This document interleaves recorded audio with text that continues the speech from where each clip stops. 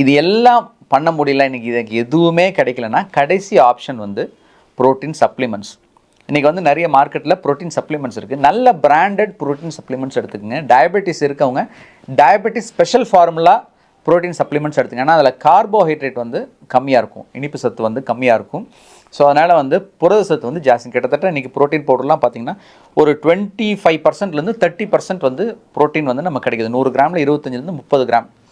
So ஒரு சர்விங்னு எடுத்துட்டிங்கன்னா கிட்டத்தட்ட வந்து ஒரு 25 கிராம்லேருந்து 50 கிராம் வரைக்கும் மீல் ரீப்ளேஸ்மெண்ட்டாக நமக்கு வந்து உணவை நான் வந்து ரீப்ளேஸ் பண்ணுற மாதிரி எடுக்கணும்னா 50 கிராம்ஸ் வரைக்கும் பாலில் மிக்ஸ் பண்ணி எடுக்கலாம். இல்லை நான் ஒரு ஸ்நாக்காக எடுக்கிறேன் அப்படின்னா ஒரு 25 கிராம் வந்து ஒரு டம்ளர் பாலில் வந்து நீங்கள் மிக்ஸ் பண்ணி எடுக்கலாம். ரொம்ப முக்கியமான விஷயம், இந்த மாதிரி ப்ரோட்டீன் பவுடர் நீங்கள் எடுக்கும்பொழுது கொதிக்கிற பாலில் இந்த ப்ரோட்டீன் பவுடரை நீங்கள் கலக்கக்கூடாது. ஏன்னா நார்மலாக நம்ம வந்து எனர்ஜி ட்ரிங்க் அப்படின்னாவே அந்த பாலை சுட வச்சு கொதிக்கிற பாலில் போட்டு பழகியிருக்கோம், காஃபி டீயோட சேர்த்து மற்ற விஷயங்கள் எல்லாமே. பட் இந்த புரத சத்து இருக்கிற பவுடர்ஸ், ப்ரோட்டீன் பவுடர்ஸை லியூக் வார்ம் மில்க் நம்ம குடிக்கக்கூடிய அளவில் பாலை ஆற்றிட்டு அதுக்கு பிறகு தான் இந்த ப்ரோட்டீன் பவுடரை நீங்கள் மிக்ஸ் பண்ணணும். அப்போ தான் உங்களுக்கு அதில் இருக்கிற ப்ரோட்டீன் சத்து முழுமையாக கிடைக்கும். இல்லைன்னா நமக்கு வந்து அது கொஞ்சம் குறையிறதுக்கு வாய்ப்பு இருக்குது, முழுமையாக கிடைக்காமல் இருக்கிறதுக்கு வாய்ப்பு இருக்குது.